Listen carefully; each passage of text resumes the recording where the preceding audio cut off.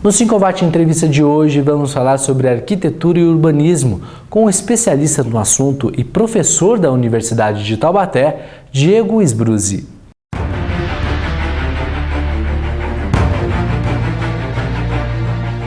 Diego, obrigado pela sua presença. Bom, o boom imobiliário acabou repaginando a cidade de Taubaté, mudou o visual do nosso município. Como é que você vê isso? Oi, Alexandre, eu queria agradecer primeiramente a presença aqui no programa do 5watt, agradecer a você pelo convite, é um prazer estar aqui para a gente comentar sobre a cidade. Eu, como profissional de arquitetura, formado aqui na Faculdade de Taubaté, tenho muito orgulho de comentar sobre a cidade sempre que aparece o convite. Tá? Esse boom imobiliário, Alexandre, já faz um tempo, a gente já vem alguns anos com esse crescimento imobiliário. Agora nós acreditamos já que está chegando ao seu equilíbrio e a gente tem duas vertentes, duas visões, né? Essa é uma opinião minha. Uma visão é o lado positivo, que a geração de emprego, teve uma grande geração de emprego, a oportunidade de trabalho para novos arquitetos, novos profissionais e os mais experientes também. Houve um grande aumento da demanda de trabalho para nós profissionais. A mão de obra também, houve um grande aumento na quantidade de mão de obra, então não está faltando emprego na área, na região. Então isso é um lado positivo desse crescimento imobiliário. Por outro lado, existe um lado que eu considero negativo, pelo motivo desse crescimento ter chego sem a falta de um planejamento urbano adequado na nossa cidade. Então a gente vê que esse crescimento chegou de uma forma desordenada e então gera alguns impactos que não são tão bons, não são benéficos para a cidade.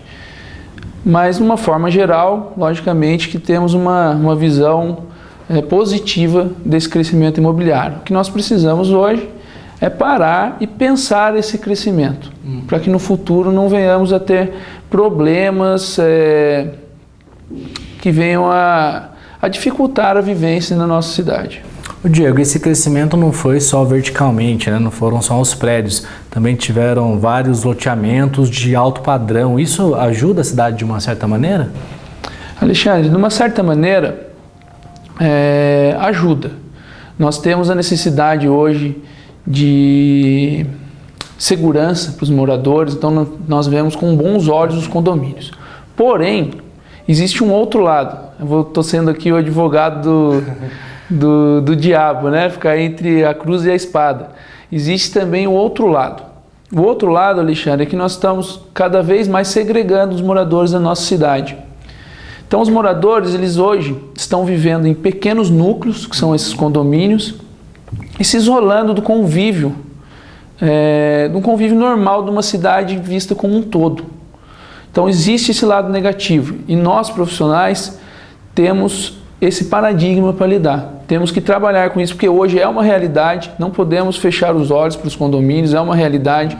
Cada vez mais o morador da cidade está procurando esse tipo de moradia e nós não podemos fechar os olhos a esse novo tipo de moradia, que é o condomínio fechado, onde as pessoas buscam a segurança. Então nós, como profissionais, realizadores e planejadores, pensadores da cidade, temos que trabalhar essa nova ideia de morar.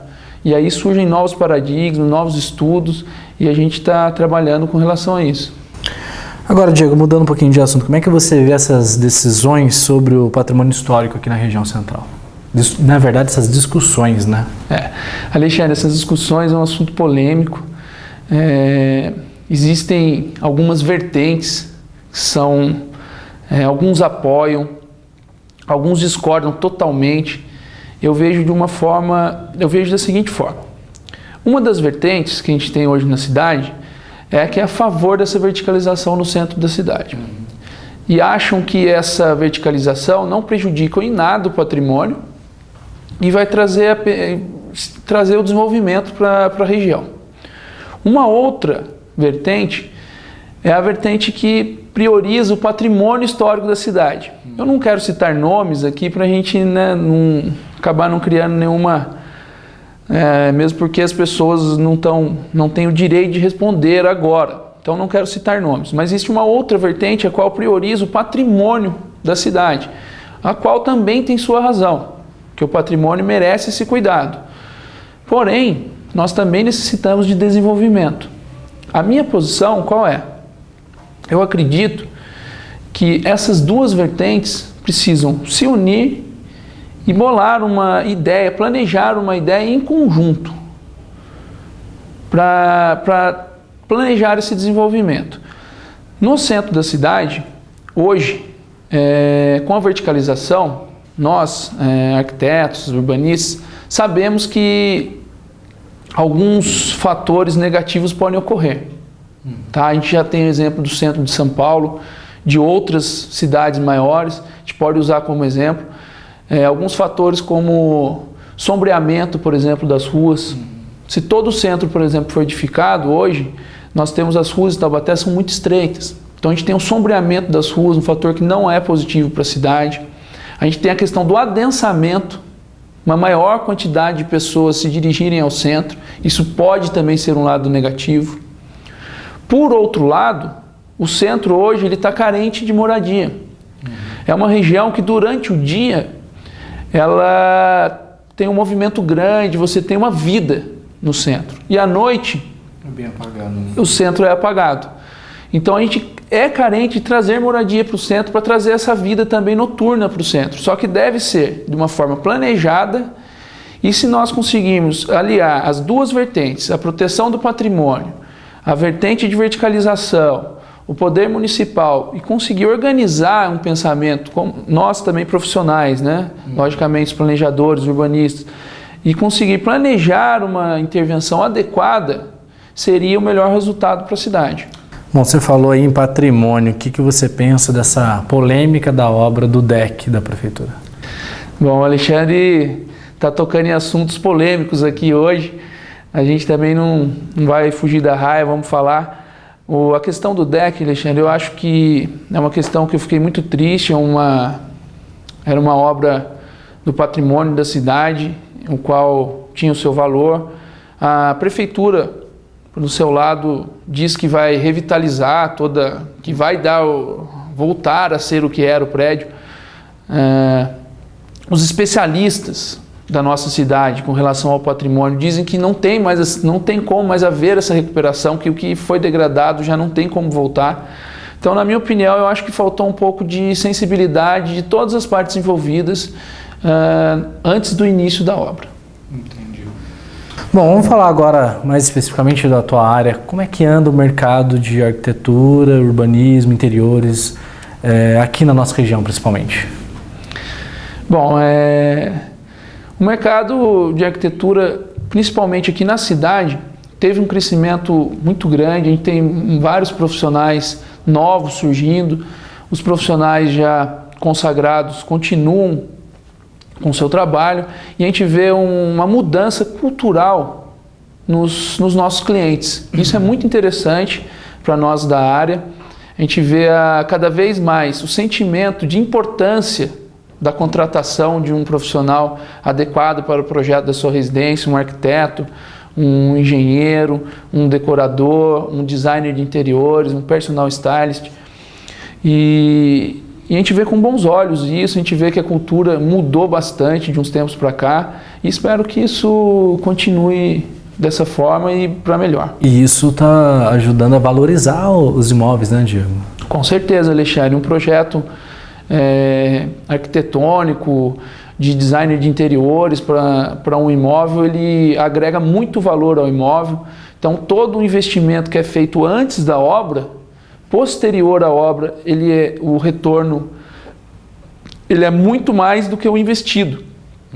E isso talvez seja um dos fatores de ter aumentado essa procura pelos profissionais. Eu acho que as pessoas, os clientes, estão vendo esse lado positivo da contratação de um profissional adequado para o projeto de sua residência. Tá certo então, Diego.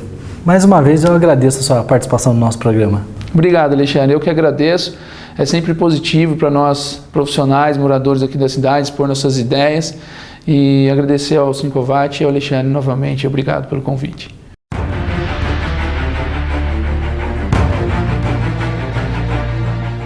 Está começando mais uma eleição municipal. Estas eleições têm o poder de mexer com todos, pois os candidatos são pessoas conhecidas e os problemas também são por demais conhecidos. Acabam sendo um verdadeiro Corinthians versus Palmeiras, com torcidas, fortes emoções e também às vezes com a perda do foco, pois as paixões acabam falando mais alto. Nós, empresários do comércio, precisamos ficar muito atentos. Primeiro porque somos formadores de opinião. Muitos são os amigos, clientes, funcionários que querem conhecer nossa opinião. Depois, precisamos escolher muito bem o candidato de nossa preferência. Ele está comprometido com a livre iniciativa? Está comprometido com o empreendedorismo? Tem noção das dificuldades que sofre o empresário no Brasil? Conhece a burocracia para se manter uma empresa?